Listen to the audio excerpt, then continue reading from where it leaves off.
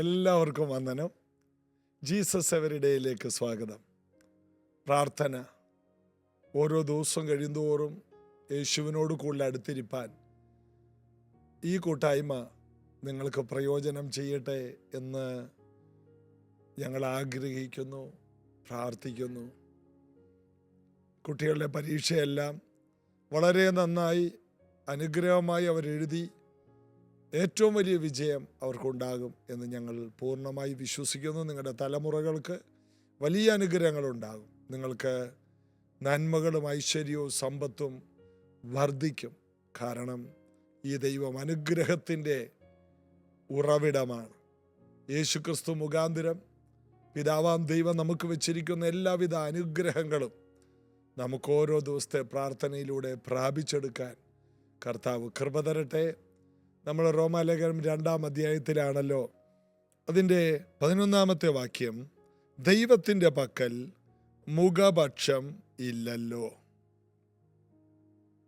നന്മ പ്രവർത്തിക്കുന്നവർക്ക് ആദ്യ യഹൂദനും പിന്നെ യവനനും പ്രതിഫലം കൊടുക്കും. തിന്മ പ്രവർത്തിക്കുന്നവർക്ക് ആദ്യ യഹൂദനും പിന്നെ യവനനും പ്രതിഫലം കൊടുക്കും എന്ന് പറഞ്ഞിട്ട് പറയുകയാണ്, ദൈവത്തിൻ്റെ പക്കൽ മുഖപക്ഷമില്ലല്ലോ. അതായത് ദൈവത്തിൻ്റെ പൈതലാണ് എന്ന ഒരു കാര്യത്തിൽ ഈ കാര്യം അറിഞ്ഞിട്ടും പാപം ചെയ്താൽ ദൈവം ശിക്ഷിക്കാതെ വിടില്ല എന്നാണ് അതിൻ്റെ അർത്ഥം. ഒരു ദൈവ പൈതൽ അവൻ ദൈവത്തിൻ്റെ പൈതലാണെന്നുള്ള ബോധ്യം ഉണ്ടായിട്ടും അറിഞ്ഞു ചെയ്യുന്ന തെറ്റുകൾ ദൈവം ശിക്ഷിക്കാതെ വിടില്ല. അതുകൊണ്ട് അവിടെ പറയുന്നത് ദൈവത്തിൻ്റെ പക്കൽ മുഖപക്ഷമില്ല. ചിലർ പറയുന്നുണ്ട് രക്ഷ നഷ്ടപ്പെടില്ല. രക്ഷ നഷ്ടപ്പെടില്ലായിരിക്കാം, എന്നാൽ ശിക്ഷ മാറില്ല. ദൈവം ശിക്ഷിച്ചിരിക്കും. അവനവൻ്റെ പ്രവർത്തിക്ക് പ്രതിഫലം കൊടുക്കും. വിതച്ചത് കൊയ്യും. ജഡത്തിൽ വിതച്ചത് ജഡത്തിൽ കൊയ്യും. ആത്മാവിൽ വിതച്ചത് നിത്യജീവനെ കൊയ്യും. ദൈവത്തിൻ്റെ പക്കൽ മുഖപക്ഷം ഇല്ല. ദൈവം മുഖപക്ഷമില്ലാത്തവനാണ്. മനുഷ്യർ മുഖം നോക്കും, എന്നാൽ ദൈവം മുഖം നോക്കുന്നില്ല. ദൈവം ഹൃദയങ്ങളെ നോക്കുന്നു. ദാവീദിനെ അഭിഷേകം ചെയ്യാൻ ശമൂവേൽ പ്രവാചകൻ ഇശായിയുടെ ഭവനത്തിൽ ചെല്ലുമ്പോൾ ഇശായിയുടെ 7 മക്കളെ ശമൂവേൽ നോക്കുന്നത് മുഖമാണ് നോക്കുന്നത്. ഒരാളുടെ മുഖത്തോട്ട് നോക്കിയാൽ, അവൻ്റെ പുറമേ നോക്കിയാൽ ഏകദേശം ഒരു ധാരണ കിട്ടും. എല്ലാവരും അങ്ങനെയാ. ഇന്നും പെണ്ണ് കാണൽ പരിപാടിയും എല്ലാ പരിപാടികളും അതുപോലെയൊക്കെ തന്നെയാണ്. മുഖമാണ് എല്ലാവരും നോക്കുന്നത്, പുറമേ നോക്കുന്നു. എന്നാൽ ദൈവം ഹൃദയങ്ങളെ നോക്കുന്നു. ദൈവം ഉള്ളിലേക്ക് നോക്കുന്നു. അതുകൊണ്ട് ദൈവത്തിന് ഒന്നും മറവല്ലാത്തത് കൊണ്ട് ദൈവത്തെ കളിപ്പിക്കാൻ ആർക്കും കഴിയില്ല. അതുകൊണ്ട് ഇതെല്ലാം കേൾക്കുമ്പോൾ ഒരു ദൈവ ഭയം നമുക്കുണ്ടാകണം. ദൈവം പുറമേ കാണുന്ന ഒരു കാര്യത്തിലും പ്രസാദിക്കുന്ന ദൈവമല്ല. ദൈവം ആഗാമേ ചെയ്യുന്ന കാര്യത്തിൽ പ്രസാദിക്കുന്ന ദൈവമാണ്. ദാവീദ് എൻ്റെ ഹൃദയപ്രകാരമുള്ളവൻ. ദൈവം ഹൃദയപരമായ കാര്യങ്ങളിലേ ഇടപെടാറുള്ളൂ. പുറമേ നമുക്ക് ആത്മീയരായിട്ട് അഭിനയിക്കാം, പുറമേ നമുക്ക് വലിയ കാര്യങ്ങൾ കാണിക്കാം, മനുഷ്യർക്ക് പ്രസാദമാകേണ്ടതിന് പലതും ചെയ്ത് മനുഷ്യരിൽ നിന്നൊരു പ്രശംസയും കയ്യടിയും വാങ്ങാം. ദൈവത്തിൻ്റെ അടുക്കൽ ഇതൊന്നും വില പോകില്ല. ദൈവം ഹൃദയത്തെ അറിയുന്നു. നമ്മുടെ ചിന്തകൾ, നമ്മുടെ നിരൂപണങ്ങൾ, നമ്മുടെ ഭാവനകൾ, ഇതെല്ലാം തൂക്കി നോക്കുന്ന ഒരു കർത്താവ് നമുക്കുണ്ട്. മുഖപക്ഷമില്ലാത്ത ദൈവം അകമേ നോക്കി കാര്യങ്ങളെ ക്രമീകരിക്കുന്ന ദൈവത്തിൻ്റെ മുൻപിൽ ആർക്കും രക്ഷപ്പെടാൻ കഴിയില്ല. എല്ലാവരെയും ദൈവം ഹൃദയം നോക്കി ക്രമീകരിക്കും. അല്ലെങ്കിൽ ഹൃദയം നോക്കി വിധിക്കും. അതുകൊണ്ട് ഈ ദിവസങ്ങളിൽ കർത്താവിനോട് ഏറ്റുപറഞ്ഞ് ക്ഷമ ചോദിച്ച് കർത്താവിനോട് നിരന്നാൽ, അതുകൊണ്ടാണ് സങ്കീർത്തനത്തിൽ പറയുന്നത്, വഴിയിൽ പട്ടുപോകാതിരിപ്പാൻ പുത്രനെ ചുംബിക്കുക. അധികം മോചിച്ച് കിട്ടിയവർ അധികം സ്നേഹിക്കും. ചുംബിക്കുക എന്ന വാക്കിൻ്റെ അർത്ഥം സ്നേഹിക്കുക എന്നാണ്. അധികം മോചിച്ച് കിട്ടിയവർക്ക് അധികം ചുംബിക്കേണ്ടി വരും, അധികം സ്നേഹിക്കേണ്ടി വരും. നാം വളരെ വളരെ മോചിച്ച് കിട്ടിയവരാണ്. ഈ ദിവസങ്ങളിൽ പത്രോസിനോട് പറഞ്ഞത് തന്നെ കർത്താവ് നമ്മളോടും പറയുന്നു, ഇവരിൽ അധികമായി നീ എന്നെ സ്നേഹിക്കുന്നുവോ? എന്താ പത്രോസിനോട് അങ്ങനെ പറയാൻ കാരണം? പാപിയായ മനുഷ്യൻ എന്നെ വിട്ടു പോകണമെന്ന് ആ വലിയ മീൻപിടുത്തത്തിൽ ഉണ്ടായ ഭയം അവനെ പേടിപ്പിച്ചു കളഞ്ഞു. അത്ഭുതം കൊണ്ട് കർത്താവ് അവനെ പേടിപ്പിച്ചു. അപ്പൊ നമ്മുടെ കർത്താവ് അത്ഭുതങ്ങൾ കൊണ്ട് പേടിപ്പിക്കുന്ന കർത്താവാണ്. അത്ഭുതം കണ്ടപ്പോൾ അവന് പാപബോധമുണ്ടായി. അവൻ കാൽക്കൽ വീണു, എന്നെ വിട്ടു പോകണമേ. കർത്താവ് പറഞ്ഞു, നീ എന്നെ അനുഗമിക്ക്, നീ മനുഷ്യനെ പിടിക്കുന്നവനാ. അന്നു മുതൽ ആ വള്ളവും വലയും എല്ലാം വിട്ടിട്ട് യേശുവിനെ അനുഗമിക്കുവാൻ പത്രോസ് ഇറങ്ങി തിരിച്ചു. അതിനുശേഷവും അബദ്ധങ്ങളുടെ ഒരു വലിയ ഒരു കൂട്ടം അബദ്ധങ്ങളാണ് പത്രോസിൽ നിന്നുണ്ടായത്. നമുക്ക് കളിയാക്കാനും ചിരിക്കാനും ഒക്കെ പത്രോസ് ഒരു ഉദാഹരണമാണ്. എന്തെങ്കിലും ചെയ്യുന്നവർക്കേ അബദ്ധങ്ങളുള്ളൂ. അന്ത്രയോസ് ചെയ്ത അബദ്ധങ്ങളൊന്നും നമ്മളതിനകത്ത് കാണുന്നില്ല അധികം. അതുകൊണ്ട് അന്ത്രയോസിനെ കളിയാക്കാനൊന്നുമില്ല. കൂടുതൽ അബദ്ധങ്ങൾ ചെയ്തവനെ ഒന്നാമനാക്കി.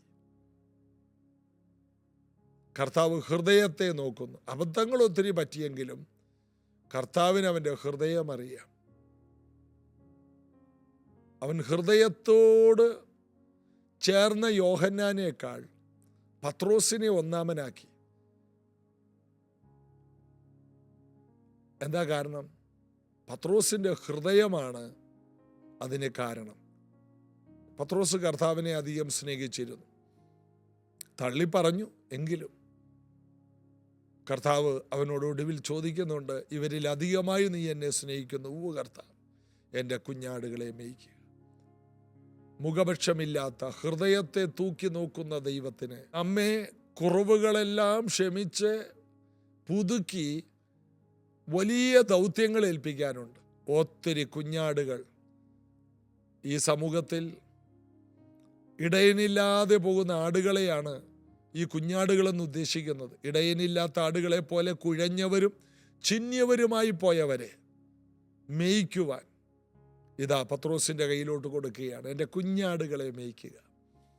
കർത്താവ് കുഞ്ഞാടുകളെ തരികയാണ്. എങ്ങനെയുള്ളവരാ? വൈദ്യശാസ്ത്രം കൈവിട്ട കുഞ്ഞാടുകൾ, പാപവഴിയിലൂടെ അഡിക്ഷനിൽപ്പെട്ട് ജയിലിൽ കിടക്കുന്ന, ജയിലിൽ നിന്ന് പരോളിൽ ഇറങ്ങിയ കുഞ്ഞാടുകൾ. കുഞ്ഞാടെന്ന് നമ്മൾ വിചാരിക്കുമ്പോൾ ഒത്തിരി നല്ല ആടുകളെയല്ല ഉദ്ദേശിക്കുന്നത്. ഇടയനില്ലാത്ത ആടുകളെ കർത്താവ് കരുണയോടെ വിളിച്ചതാണ് കുഞ്ഞാടുകൾ. ആ കുഞ്ഞാടുകളെ പത്രോസിൻ്റെ കയ്യിലോട്ട് കൊടുക്കുകയാണ്. ഹൃദയപൂർവ്വം ദൈവത്തോട് അടുത്തിരിക്കുന്ന വ്യക്തികൾക്ക് ഏത് തരത്തിലുള്ളവരെയും കൈകാര്യം ചെയ്യാൻ കഴിയും എന്ന് കർത്താവിന് ഉറപ്പാണ്. ജീവിതത്തിൽ ഒത്തിരി അബദ്ധങ്ങൾ ചെയ്ത് അതിൽ നിന്നെല്ലാം പുറത്തു വന്നവനാണ് പത്രോസ്.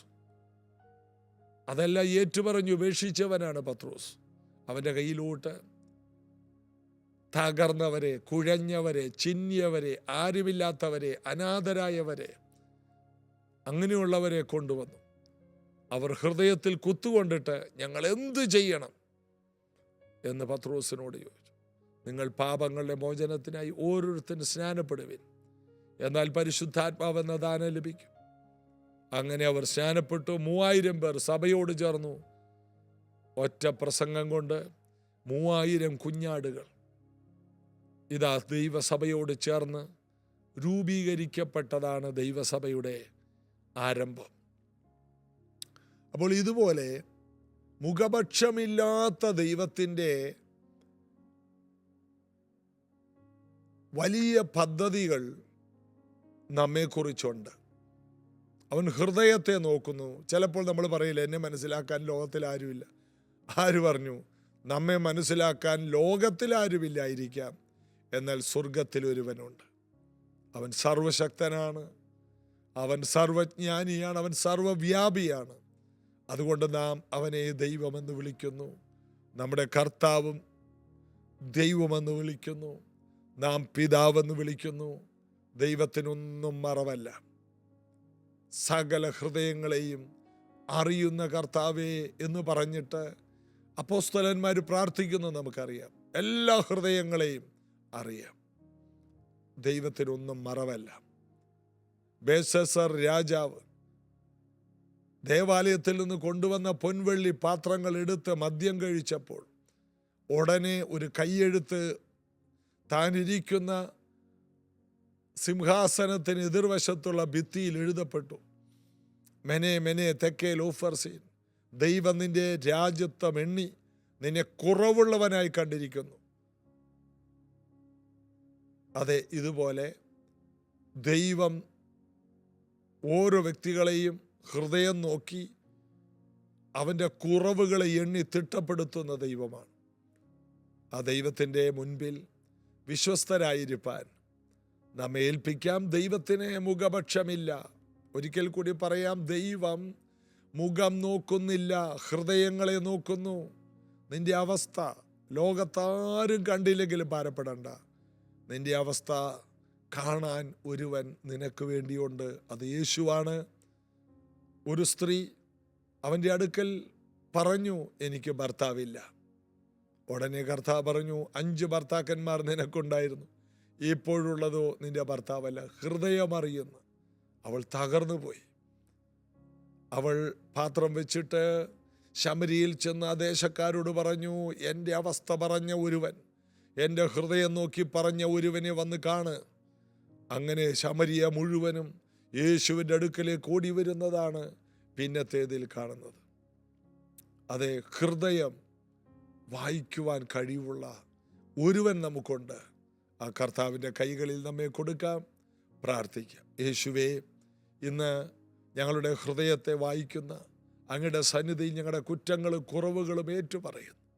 ചെയ്തു പോയ അനർത്ഥങ്ങൾ, ചെയ്തു പോയ എല്ലാ പിഴകളും ഞങ്ങൾ ഏറ്റുപറയുന്നു. അങ്ങയുടെ രക്തം കൊണ്ട് കഴുകണമേ. ഇത് കേൾക്കുന്ന ഓരോ വ്യക്തികളും വിശുദ്ധീകരിക്കപ്പെടട്ടെ. പുറമേ അല്ലല്ലോ, അങ്ങാകമേ കാണുന്നവനാണല്ലോ. ഞങ്ങളുടെ ചിന്തകൾ കാണാൻ കഴിയുന്നവൻ, ഞങ്ങളുടെ നിരൂപണങ്ങൾ കാണാൻ കഴിയുന്നവൻ, ഞങ്ങളുടെ ഭാവനകൾ കാണാൻ കഴിവുള്ളവൻ, അതെല്ലാം കാണുന്നവനെ അങ്ങയുടെ സന്നിധിയിൽ ഏൽപ്പിക്കുന്നു. ഞങ്ങൾ ചിന്ത കൊണ്ട്, വാക്കുകൊണ്ട്, ഭാവനകൾ കൊണ്ട് ചെയ്തു പോയ തെറ്റുകൾ, അത് വലിയ പ്രവർത്തികളായി മാറിയതെല്ലാം ഏറ്റുപറഞ്ഞുപേക്ഷിക്കുന്നു. ഞങ്ങളുടെ ഹൃദയത്തെ വിശുദ്ധീകരിക്കണം, ഞങ്ങളുടെ ഹൃദയത്തെ കഴുകണം. എല്ലാവരെയും ഒരു പുതിയ തുടക്കത്തിലേക്ക് നയിക്കണം. ഒരു പുതിയ അനുഗ്രഹിക്കപ്പെട്ട ജീവിതത്തിലേക്ക് എല്ലാവരെയും കൈപിടിച്ച് നടത്തുവാൻ അങ്ങയുടെ കൈകളിൽ ഞങ്ങളെ സമർപ്പിക്കും. ഈ ജനത്തെ സമർപ്പിക്കും. യേശുവിൻ നാമത്തിൽ ആമേൻ.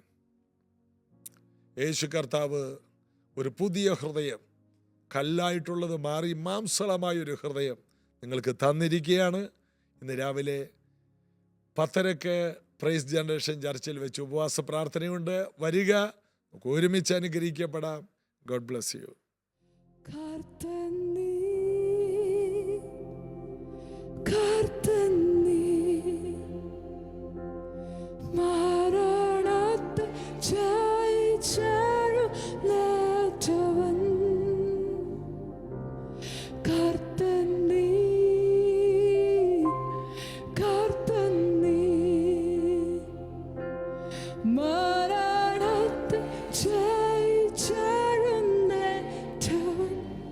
Yeshua.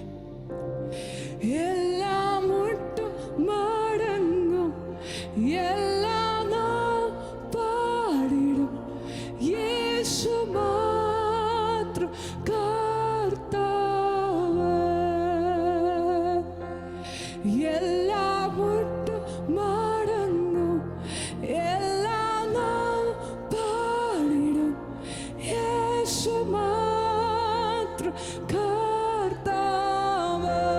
സ്തുതിയും സ്തുതിയും സ്തോത്രവും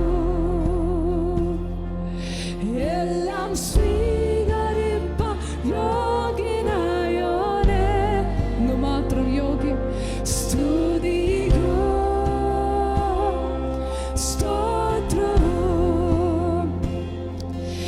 എല്ലാം സ്വീകരിപ്പാൻ യോഗ്യനായോനെ, എല്ലാ മുട്ടും മടങ്ങും, എല്ലാ നാവും പാടിടും, യേശു മാത്രം കർത്താവ്. എല്ലാ മുട്ടും മടങ്ങും, എല്ലാ നാവും പാടിടും, യേശു മാത്രം കർത്താവ്. കുഞ്ഞാടേ കുഞ്ഞാടേ വാഴ്ത്തുക, യേശു ജീവൻ നൽകി വീണ്ടെടുത്തല്ലോ. കുഞ്ഞാടേ വാഴ്ത്തുക. Thank you, Jesus. യേശു ജീവൻ നൽകി വീണ്ടെടുത്തല്ലോ. എല്ലാ മുട്ടും മടങ്ങും, എല്ലാ നാവും പാടിടും, യേശു മാത്രം കർത്താവ്. എല്ലാ മുട്ടും മടങ്ങും, എല്ലാ നാവും പാടിടും, യേശു മാത്രം കർത്താവ്. He is Lord. He is Lord. He is Lord. He has risen from the dead. He is Lord. He is Lord. He is Lord. He has risen from the dead. He is Lord. He is Lord. He is Lord. Turn He is Lord. He has risen from the dead. He is Lord. He is Lord. He is Lord. He has risen from the dead. He is Lord. And every knee shall bow, every tongue confess that Jesus Christ is Lord. Every knee shall bow, every tongue confess that Jesus Christ is. എല്ലാ മുട്ടും മടങ്ങും, എല്ലാ മുട്ടും മടങ്ങും, എല്ലാ